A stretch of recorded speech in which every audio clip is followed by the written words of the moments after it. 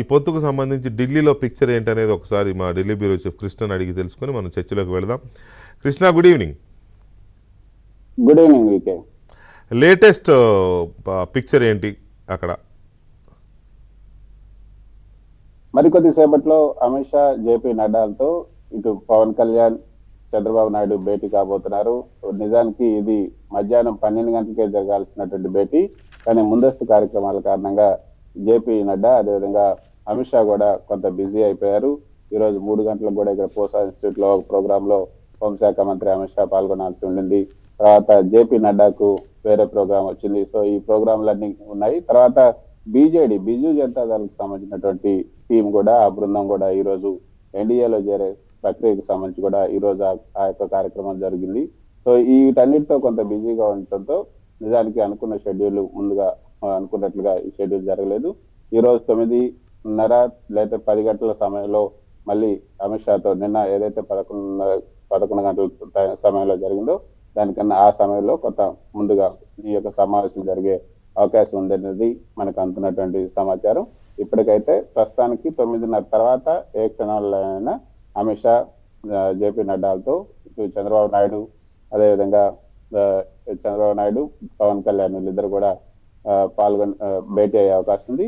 అయితే ముందుగా అయితే నిన్న జరిగినటువంటి సమావేశంలో చాలా క్లియర్ గా సంఖ్య మీద, అంటే ఎన్ని సీట్లు అన్న దానిపైన అయితే ఒక అవగాహన వచ్చింది.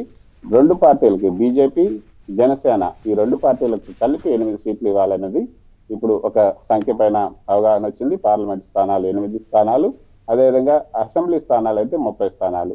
సో 140 స్థానాల్లో టీడీపీ పోటీ చేయబోతుంది. ఇటు 17 స్థానాల్లో పార్లమెంట్ లో పోటీ చేయబోతుంది టీడీపీ. ఆ సంఖ్య పైన అయితే ఒక అవగాహన వచ్చింది, ఒప్పందం కూడా కుదిరింది. మొదటిది ఎన్డీఏలో చేరాలన్నది కన్ఫర్మ్ అయిపోయింది. ఎన్డీఏలో టీడీపీ చేరటం ఖరారైంది. ఇక సీట్ల సంఖ్యకు సంబంధించి కూడా 8 పార్లమెంటు, అదేవిధంగా 30 అసెంబ్లీ స్థానాలు. సో ఇప్పటికే జనసేనకి 3 స్థానాలు ఇచ్చారు కాబట్టి 8లో 5 బీజేపీకి వచ్చే అవకాశం ఉంది. తర్వాత 24 అక్కడ జనసేనకి ఇచ్చారు కాబట్టి ఇంకా 6 సీట్లు బీజేపీకి వచ్చే అవకాశం ఉంది. ఒకవేళ 6 సీట్లు కాదు, మాకు ఇంకా ఎక్కువ కావాలంటే ఇక బీజేపీ, జనసేన ఆ 2 పార్టీలు మాత్రమే ఇటు పార్లమెంట్ కానీ అసెంబ్లీ కానీ వాళ్ళిద్దరి మధ్యనే ఆ చర్చలు జరుగుతాయి. ఆ సీట్ల పంపకం వాళ్ళిద్దరి మధ్యనే జరుగుతుంది అన్నది టీడీపీ నేతలు చెప్తున్నమాట. దీనికి సంబంధించి ఈ రోజు ఒక అధికారికంగా ముద్ర వేయించి ఆ తర్వాత ఇక సీట్ల పంపకానికి సంబంధించి, అంటే సీట్లు ఏ సీట్లు అన్నది కూడా వీళ్ళ మధ్య ఒక అవగాహన వచ్చింది.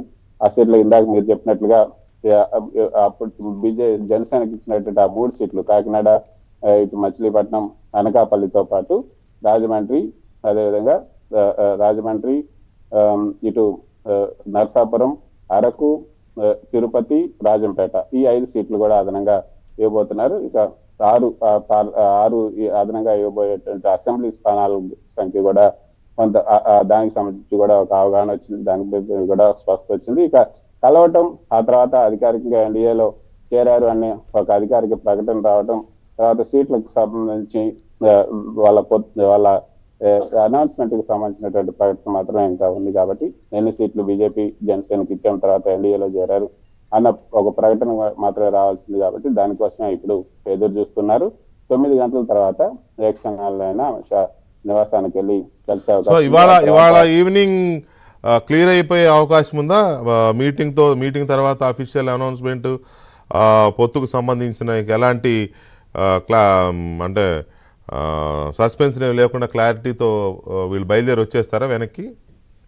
ఖచ్చితంగా ఈ రోజు అయితే దీనిపైన ఒక స్పష్టత వచ్చే అవకాశం ఉంది. ఇప్పటికే నిన్న, ఈ రోజు 2 రోజులు కూడా ఆయన ఇద్దరు కూడా ఢిల్లీలోనే ఉన్నారు. దీనికి సంబంధించి కసరత్తే చేస్తూ ఉన్నారు.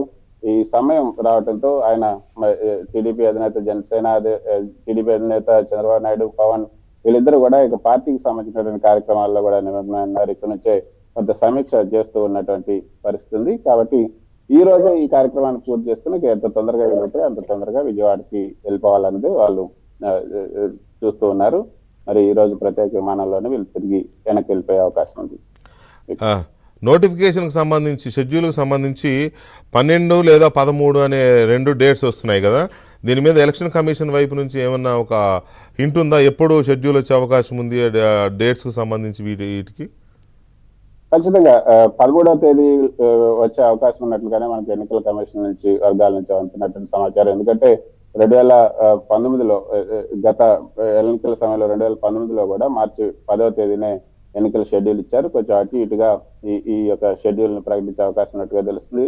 ప్రైమ్ మినిస్టర్ ప్రోగ్రాంలు అయితే 15 దాకా పెట్టుకొని ఉన్నారు, కానీ ఆ 15 దాకా ఆగే పరిస్థితి లేకపోవచ్చు. ఇప్పటికే మిగతా రాష్ట్రాలు అయితే ఈ యొక్క ఈ ఎలక్షన్ కమిషన్ సంబంధించినటువంటి బృందాలు ఇప్పటికే అన్ని రాష్ట్రాల్లో తిరగటం జరిగింది. అక్కడ టూర్లు కూడా వేశారు. ఇటు పశ్చిమ బెంగాల్, తర్వాత యూపీ, మిగతా రాష్ట్రాలన్నింటిలో కూడా ఇప్పటివరకు పెండింగ్ లో ఉన్నటువంటి టూర్స్ అన్ని కూడా ఫినిష్ చేశారు.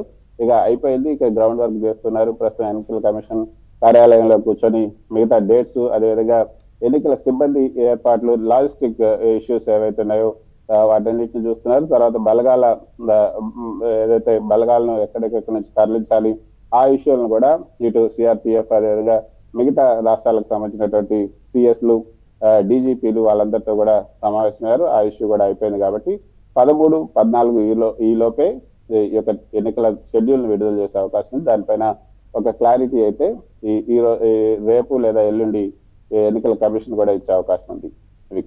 సో ఫైనల్గా ఒక మాట చెప్పండి కృష్ణ, ఏపీ సీఎం జగన్మోహన్ రెడ్డి 3 దఫాలుగా 4 దఫాలుగా జరగాలి ఏపీలో అసెంబ్లీ ఎలక్షన్స్కి, సింగిల్ ఫేజ్లో కాకుండా 3-4 ఫేజుల్లో చేయించేలాగా ఈసీని అడిగినట్టుగా వార్తలు వచ్చాయి. మొన్న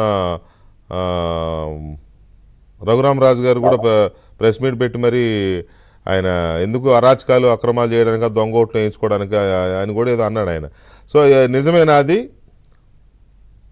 ఎన్నికల కమిషన్ అయితే ఈ యొక్క జగన్మోహన్ రెడ్డి కోరిన మాట అయితే నిజం అనేది మనకు విశ్వసనీయ వర్గాల నుంచి అందుతున్న సమాచారం. అంతేకాకుండా బీజేపీ పెద్దలు కూడా ఇటీవల ఢిల్లీకి వచ్చినప్పుడు బీజేపీ పెద్దలను కూడా వీలైతే 3 లేదంటే 4 దశల్లో ఇక్కడ ఎన్నికలు నిర్వహించాలి అన్న అంశాలను ఆయన వాళ్ళు పెట్టారు. కానీ అది మామూలుగా అయితే 3-4 దశలు అన్నవి ఏదో హిమాలయన్ స్టేట్స్ లో లేకపోతే నార్త్ ఈస్ట్ ఏరియాల్లో, అంటే ఈ బలగాలను తరలించడానికి కొంత సమయం పడుతుంది. కాబట్టి అక్కడ ఒక 2-3 అక్కడ కూడా మాక్సిమం గా ఒక 2-3 దశల్లో మాత్రమే ఈ యొక్క ఎలక్షన్ జరిపే అవకాశం ఉంటుంది. కానీ మైదాన ప్రాంతంలో ఆంధ్రప్రదేశ్ లో ఈ యొక్క బలగాలు తరలించడంలో ఎటువంటి ఇబ్బంది లేనప్పుడు, అసలు అక్కడ 1 ఫేజ్ లో గతంలో ఎన్నోసార్లు కూడా నిర్వహించినప్పుడు ఇప్పుడు మాత్రం ఎందుకు 3-4 ఫేజుల్లో నిర్వహించాలనేది ఎన్నికల కమిషన్ కూడా అభ్యంతరాలను వ్యక్తం చేస్తుంది. అసలు ఆ విషయాన్ని అయితే ఇక్కడ బీజేపీ పెద్దలు మాత్రం ఏమాత్రం పట్టించుకోలేదు. అదేంటే ఆ లాజిస్టిక్స్ అన్ని కూడా ఎన్నికల కమిషన్ చూసుకుంటుంది. మీకు ఏమైనా ఉంటే అభ్యంతరాలు ఎన్నికల కమిషన్ కే రాయాలని కూడా బీజేపీ పెద్దలు చెప్పారు. కానీ ఎన్నికల కమిషన్ మాత్రం ఆ యొక్క ఇష్యూని పట్టించుకోలేదు. బహుశా లాస్ట్ టైం లాగానే 2019లో ఏ విధంగా అయితే సింగిల్ ఫేజ్ లో అది తొలి దశలోనే ఎన్నికలు జరిగాయో అదేవిధంగా ఈసారి కూడా తెలంగాణ, ఆంధ్రప్రదేశ్ లో ఒకే సింగిల్ ఫేజ్ లోనే జరిగే అవకాశం ఉన్నట్లుగా మనకు ఎన్నికల కమిషన్ నుంచి అందుతున్నటువంటి సమాచారం. Right Krishna, thank you very much, thanks for the updates. ఇక మనం చర్చలోకి వెళ్దాం. చర్చలోకి ఇవాళ మన చర్చలో సీనియర్ జర్నలిస్ట్ గోసాల ప్రసాద్ గారు,